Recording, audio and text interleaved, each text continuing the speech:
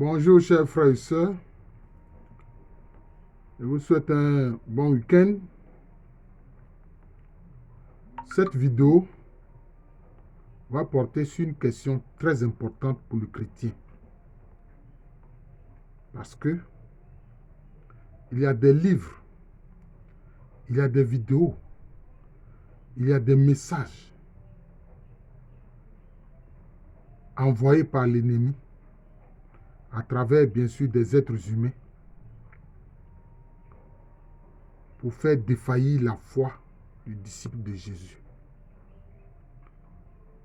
Et souvent, cela commence par une question piège, ce que j'appelle la question piège. La question piège. Vous, en tant que chrétien, vous savez que Jésus-Christ est la réalité, c'est la vérité. Vous l'expérimentez dans votre vie. Vous voyez qu'il est vivant. Il se manifeste à vous, soit à travers des songes, à travers des visions, etc. Et vous avez la vie des saints qui vous sont donnés en exemple. La vie des martyrs qui vous sont donnés en exemple. Et les apparitions attestées de la Vierge Marie. Et vous voyez ce que l'Eucharistie produit dans vos vies. Mais la question piège, quelle est-elle? Les gens demandent, Jésus a-t-il existé? Voilà la question piège. Quand vous voyez ce type de document-là, c'est même pas la peine même de regarder, ou bien de les lire, ou bien d'écouter ce type de vidéos. Ou alors, certains de façon véhémente affirment, Jésus n'a jamais existé. Ou alors ils vous disent, Jésus c'est un mythe. Ils utilisent le terme de mythe. Or, quand on parle de mythe, il s'agit de faits, de situations qui n'ont pas existé, qui ont été inventées comme ça par des gens. C'est ça la question piège. Jésus a-t-il existé? Et ils affirment cela de façon péremptoire, avec des pseudo-arguments. Vous qui n'êtes pas solide, ce n'est même pas la peine de regarder ces documents, de regarder ces vidéos-là. Ça, je vous le dis franchement. Parce que dans la foi en Jésus-Christ, il y a ceux qui sont encore au niveau du lait. Ils boivent encore du lait. Ils ne peuvent pas boire le vin. Ils ne peuvent pas manger la nourriture solide. Je vais vous dire une chose. Ceux qui posent cette question, comme je l'ai dit là, c'est la question piège, c'est la question des gens cupides, des incrédules et souvent des envoyés du démon. Et même ils le savent très bien. Que toi-même là, par principe, de façon ontologique, toi en tant que disciple de Jésus là, tu es la preuve vivante que Jésus a existé. Toi là, qui crois en Jésus là, tu es la preuve vivante que Jésus a existé. Tu es la preuve vivante. Deuxième chose, mais comment des gens, ceux que Jésus a pris comme apôtres, étaient-ils des savants? Étaient-ce des rois? Étaient-ce des empereurs? Étaient-ce des intellectuels? Non. C'étaient des gens simples qui pratiquaient la pêche. Mais quand nous parlons de notre foi en Jésus-Christ, ça vient de quoi? Ça vient du témoignage des apôtres. La foi est apostolique. Pierre, dont le trône est celui sur lequel s'appuient les papes actuellement, depuis que la papauté existe. Pierre était-il un savant? Était-il un roi? Était-il un intellectuel? Était-il un empereur? Non. Il était un pauvre pêcheur dans le lac de Tibériade, dans la mer de Galilée. C'est là-bas qu'il pêchait. Les frères de Zébédée, les fils de Zébédée, Jacques et Jean, les fils de Zébédée, étaient-ils des intellectuels? Étaient-ils des empereurs, des fils de rois, des princes? Étaient-ils de grands commerçants? Non. C'était eux aussi des pêcheurs qui pêchaient dans le lac de Tibériade, la mer de Galilée. Tous les autres, André, le frère de Pierre, Barthélemy, tout cela, ce n'étaient pas des gens importants. Les apôtres de Jésus étaient des gens simples. Des gens même qui dans la société n'étaient pas considérés parce que ce n'étaient pas des gens qui socialement étaient élevés. Et puis vous pensez que ceux-là, d'eux-mêmes comme ça, naturellement, ils ont eu la capacité de faire naître, entre guillemets, une religion. Parce qu'en fait, la foi en Jésus-Christ n'est même pas une religion. C'est une relation avec Dieu par la personne de Jésus qui est sa parole vivante. Vous comprenez? Il n'y avait dans ces apôtres aucun n'était socialement un homme important. Cet argument déjà est un argument fort. C'est un argument très fort. Deuxième chose, est-ce que les localités dont parlent les évangiles, c'est des localités qui historiquement existent, oui ou non? Parce qu'ils ne font pas référence à l'histoire. Et ceux qui posent ces questions ne sont pas des historiens. Est-ce que la cité de Magdala n'existe pas? Si, elle existe. Est-ce que Nazareth n'existe pas? Oui, Nazareth existe. Est-ce que la Galilée n'existe pas? Oui, la Galilée existe. Est-ce que la Samarie n'existe pas? Tous les lieux que Jésus a fréquentés là, la Judée, est-ce que ça n'existe pas? Est-ce que Béthanie n'existe pas? Est-ce que Tyr et Sidon, où il est parti là, qui se trouve dans le Liban actuel là, est-ce que ça n'existe pas? Tous les lieux que Jésus a fréquentés là, historiquement existent. Alors pourquoi ils viennent poser la question, Jésus a-t-il existé? Alors que tous les lieux qu'il a fréquentés pour annoncer la bonne nouvelle, cette localité existe bel et bien. Deuxième argument fort. Troisième argument, ce sont les paroles même de Jésus-Christ, consignées dans les évangiles.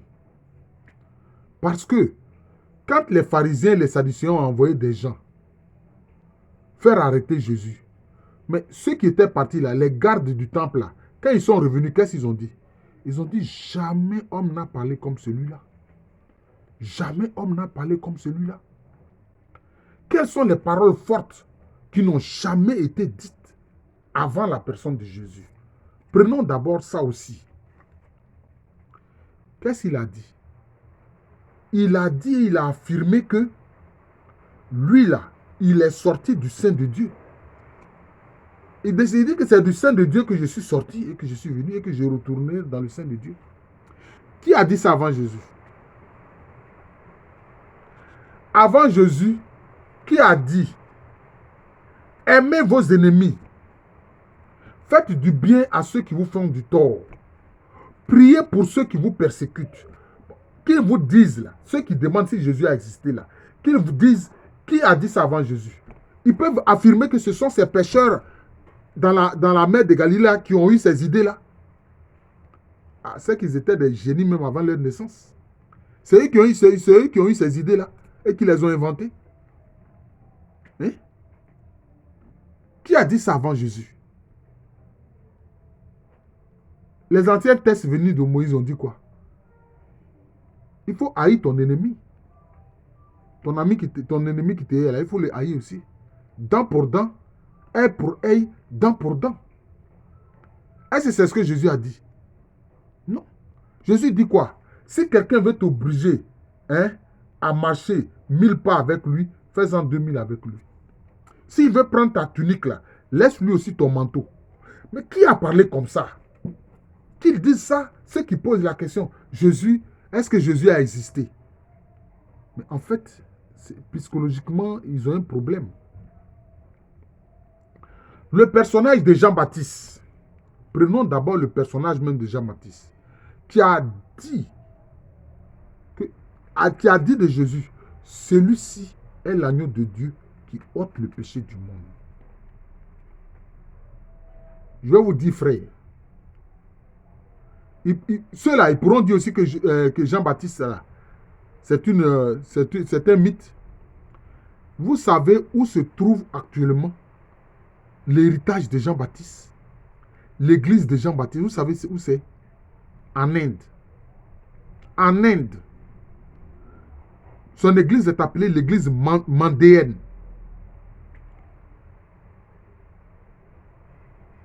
Les disciples de Jean-Baptiste, là, jusqu'à aujourd'hui, là, ils sont en Inde. Ils existent. C'est une toute petite communauté. C'est l'église mandéenne. Alors, cette relique de l'église de Jean-Baptiste, qui est le précurseur, qui affirme et qui fait comprendre que le Messie que les Juifs attendaient là était au milieu d'eux, que c'est la personne de Jésus de Nazareth. L'église mandéenne existe. L'église de Jean-Baptiste existe. Elle est en Inde, si vous voulez là. Vous allez sur le net, tapez l'église mandéenne. Et vous allez voir. Si je mens, vous allez voir. Alors, si votre foi n'est pas solide, n'écoutez pas ces prophètes du démon qui posent la question, est-ce que Jésus a existé? Et je suis en train de leur prouver là que Jésus est une réalité. Il y a un auteur qu'on appelle Flavius Joseph, qui était lui-même juif. Il a écrit un livre, mais il était juif, mais il était citoyen romain. Il a écrit un livre qu'on appelle La guerre des Juifs.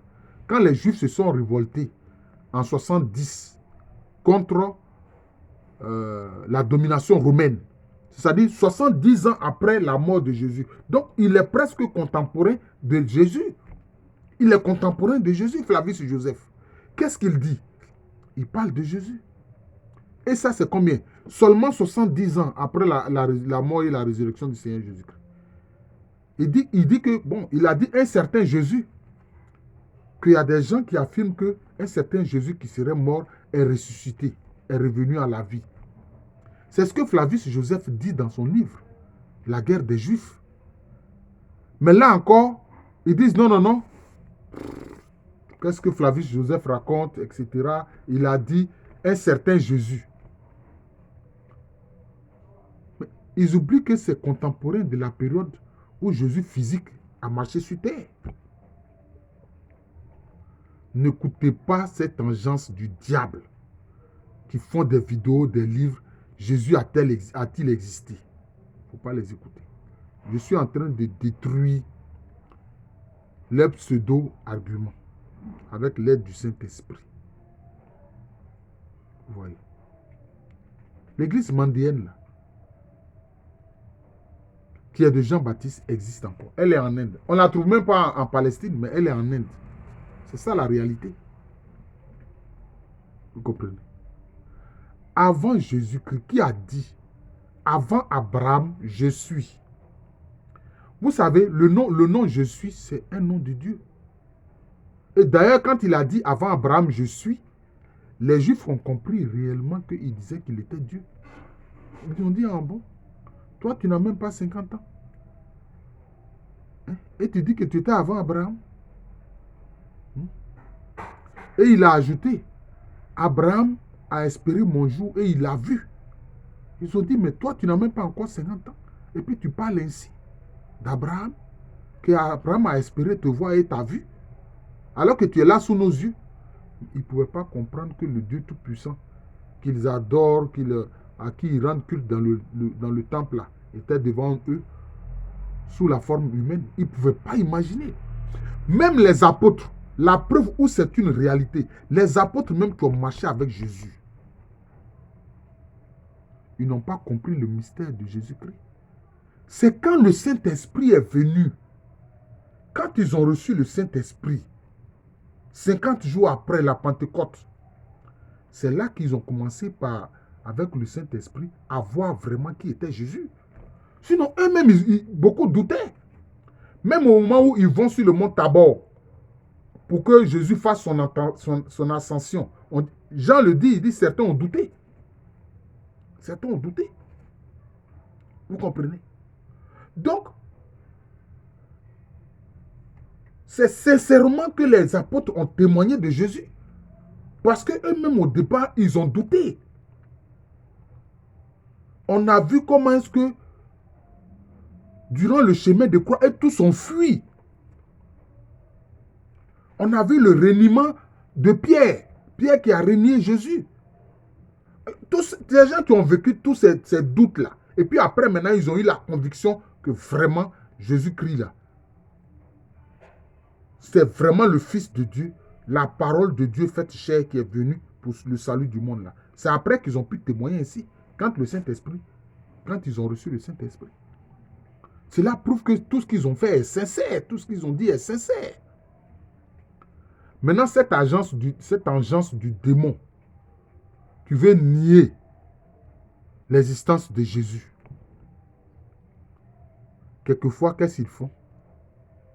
Ils veulent séparer la personne de Jésus. Quand ils ne nient pas l'existence de Jésus, ils veulent séparer la personne de Jésus et du Christ. Christ qui veut dire Messie, qui veut dire oint.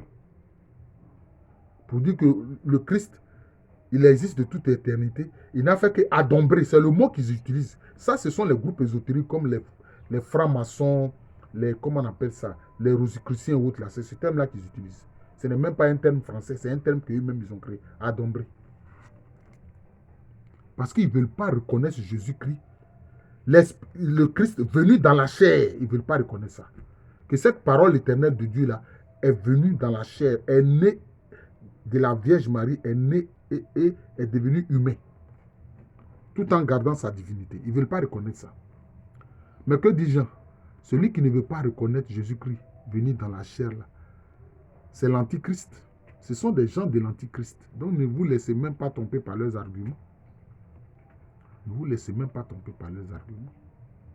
Maintenant, d'autres encore, qu'est-ce qu'ils disent? Ils font croire que le christianisme a été créé par l'apôtre Paul.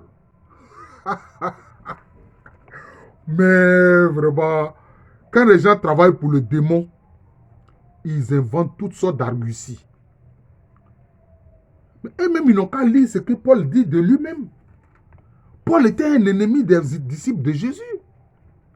Paul persécutait les disciples de Jésus. En ce moment, il s'appelait comment? Il s'appelait Saul. Souvent, on dit Saul pour le distinguer de Saül, du roi Saül. Mais sinon, c'est le même nom. Saul de Tars,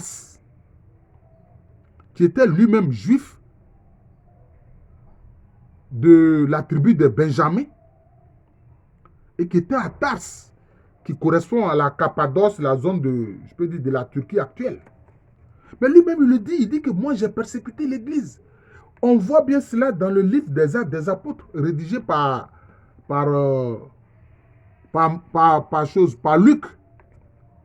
Le livre des Apôtres rédigé par Luc. Vous voyez? Quand les gens lapidaient Étienne, les criminels qui lapidaient là, leurs habits là, ils avaient laissé ça au pied de Saul de Tarse. C'était alors un jeune homme. Vous voyez? Alors on veut faire croire que non, le christianisme, c'est né par Paul. Non. Paul même ensuite, il a dit, c'est vrai, Christ s'est révélé à lui. Il a reçu une révélation du Seigneur Jésus-Christ. Mais lui-même, après, il est allé à Jérusalem. On le voit dans ses lettres. Et dans ses lettres-là, il parle de Pierre. Il dit, j'ai rencontré Pierre. Et j'ai rencontré Jacques, le frère du Seigneur. Qui est différent du Jacques, fils de Zébédée. Vous voyez? Alors, comment ils peuvent dire que Paul est le fondateur du christianisme? Oh non, le démon est terrible. Hein? On le voit bien dans le livre des Actes des Apôtres. Qui est venu guérir Paul de sa cécité après sa rencontre avec le Christ Jésus glorifié sur le chemin de Damas? C'est Ananie. C'est Ananie que le Seigneur a envoyé. Il dit, va vers cet homme-là. C'est tout ça dans le livre des Actes des Apôtres. Comment ils peuvent dire que c'est Paul qui a créé le christianisme? C'est n'importe quoi. Mais évidemment, Paul a beaucoup contribué parce que Jésus a dit, j'ai choisi cet homme-là aussi hein, pour qu'il souffre pour mon évangile. Voilà. Et le fait que Paul lui-même au départ était un ennemi du corps du Christ, ça, parce que là aussi les chrétiens doivent comprendre. Quand les gens vous persécutent là, quand le démon, utilise des gens pour vous persécuter, là, ne vous en faites pas. C'est le Christ même qui le persécute. C'est pour ça que le Christ Jésus a dit à Saul, il dit, Saul, Saul, pourquoi me persécuter? Pourquoi est-ce que tu me persécutes? Il n'a pas dit pourquoi est-ce que tu persécutes mes disciples. Il dit non, pourquoi est-ce que tu me persécutes? Donc, chrétiens, disciples de Jésus, soyez forts.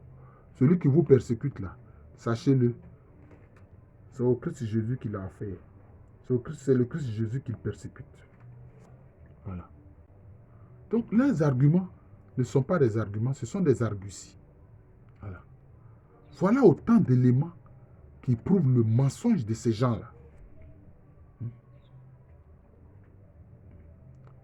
Qu'est-ce que Jésus a dit encore? Il dit, moi je suis d'en haut. Vous, vous êtes d'en bas, mais moi là, Jésus, je suis d'en haut. Qui a parlé comme ça avant Jésus? Qui inaugure une nouvelle famille qui est la famille de Dieu? On le voit dans les évangiles. Quand sa mère Marie et puis certains de ses frères et sœurs viennent et puis ils disent qu'ils veulent le voir, il a dit, qui est ma mère? Qui est mon frère? Qui est ma sœur? C'est celui qui fait la volonté de mon Père. Il crée ainsi quoi? Une famille qui n'est plus basée sur le sang. Alors que vous savez très bien que les Juifs, là, la famille, là, c'est basé sur le sang. C'est d'abord le sang. Ce n'est pas spirituel, c'est d'abord le sang. C'est pour ça qu'on voit ceux qui sont chargés d'offrir, de faire le service, notamment faire les sacrifices, les grands prêtres, ils descendent de qui? Ils descendent d'Aaron. C'était le sacerdoce aaronique, c'est par le sang. Alors que Jésus inaugure une autre famille, un autre sacerdoce.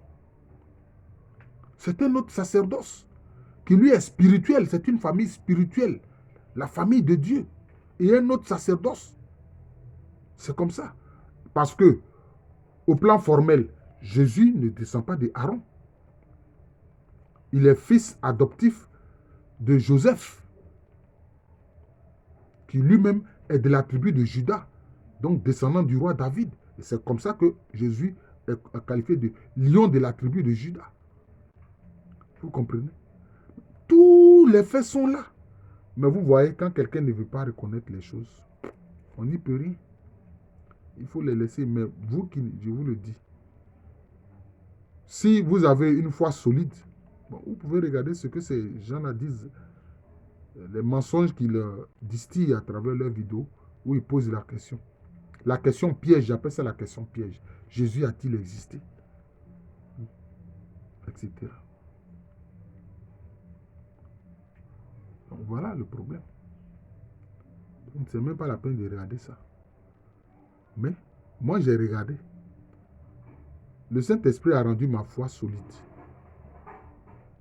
Mais aujourd'hui donc, je fais une vidéo. Le Seigneur a permis cela. Pour que je brise les arguties de ces antichrists-là. Parce que ce sont des antichrists. Celui qui ne reconnaît pas que Jésus-Christ, le Christ est venu dans la chair, là, et a marché comme un homme sur terre, en étant à la fois Dieu à 100% et homme à 100%. Là. Voilà. Là, je fais cette vidéo-là.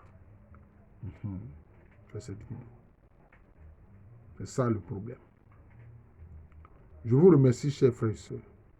Je vais simplement intituler cette vidéo « La question piège ». Regardez-la. Partagez-la. Ah oui, partagez-la. Frère, aujourd'hui, j'en suis à près de 294 vidéos. Il faut les partager. Et ne manquez pas de vous abonner à cette chaîne, Jean de l'amour de Jésus. Et si ce que j'ai dit là, ça vous a plu, mais likez comme on dit. Cliquez sur c'est mis, j'aime. Si vous n'aimez pas aussi, bon, cliquez sur je n'aime pas. Et puis abonnez-vous à cette chaîne-là. Quand vous avez, là où c'est mis s'abonner, vous avez cliqué, vous vous êtes abonné. Attendez quelques secondes, il y a la cloche de notification qui apparaît. Et puis vous cliquez sur la cloche de notification. Comme ça, quand je fais une vidéo comme celle-là, ben, vous la recevez immédiatement. Vous la recevez immédiatement. Donc vous voyez toutes ces arguties que les gens inventent pour poser la question, Jésus a-t-il existé? Vous voyez déjà la question, c'est pour faire mettre en vous le doute. Mais à partir du moment où vous-même, vous priez Jésus, vous vous adressez à lui. Bon, j'ai dit,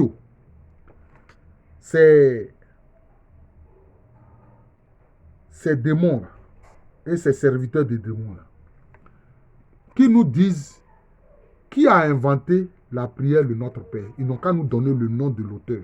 Nous, on sait que c'est Jésus. Mais eux, là, ils n'ont qu'à nous donner le nom de l'auteur. Ils n'ont qu'à nous donner le nom de l'auteur. Nous, on dit que c'est Jésus. Maintenant, eux, là, ils n'ont qu'à nous dire comment ça a été inventé. Ils n'ont qu'à nous dire ça. Ils n'ont qu'à nous dire ça.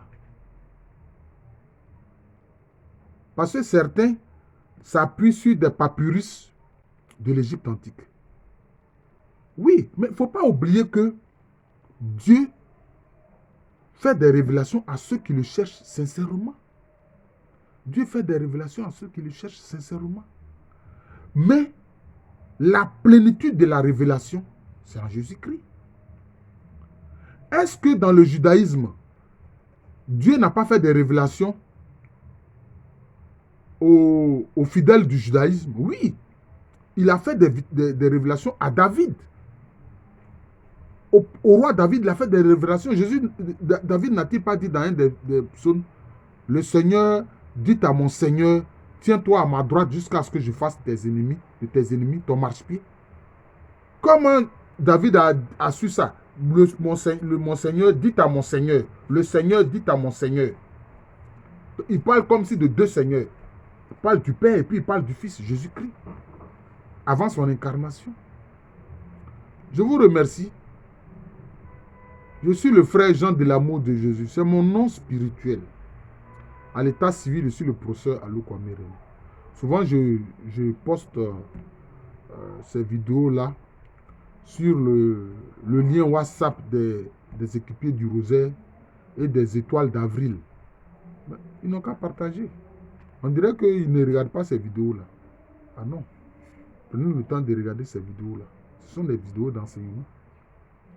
Dernièrement, il y a une sœur qui a regardé une de mes vidéos sur le pardon, où j'ai dit aucun être humain n'a la force de pardonner, mais regardons les deux exemples du pardon. Jésus a dit, il n'a pas dit je leur pardonne, il a dit Père, pardonne-leur car ils ne savent pas ce qu'ils font. Il demande au Père de pardonner. Étienne aussi a dit quoi qu'on le lapidait. Seigneur Jésus, ne leur compte pas ce péché. Vous voyez? Donc, on demande à Dieu de pardonner ceux qui nous font du tort. C'est comme ça. Ce n'est pas toi-même qui, par tes capacités, va dire non, je pardonne. Non. Tu dis à Dieu de pardonner à ceux qui te font du tort. Quand il y a une sœur qui a vu cette vidéo-là de moi sur le pardon, elle dit, ah, vraiment, frère Jean de l'amour de Jésus pour ça, maintenant j'ai compris. J'ai compris ce que c'est que le pardon vraiment. On demande à Dieu de pardonner à ceux qui nous font du tort. C'est comme ça. Alors Dieu lui-même répand, n'est-ce pas, les effluves du pardon en nous. C'est comme ça. C'est Dieu qui pardonne et qui répand les effluves du pardon en nous. Et puis c'est comme ça que alors ceux qui nous ont fait du tort sont pardonnés. Voilà. Donc, partagez ces vidéos, regardez-les. Voilà. Ne dites pas, voilà, la grosse tête de professeur Alou est encore là. Non, moi, c'est ma mission, la mission que le Seigneur m'a donnée. Hein. C'est la mission que le Seigneur m'a donnée. Voilà. Et je fais ce travail-là jusqu'à ce que je quitte cette terre-là. Je vous souhaite un bon week-end.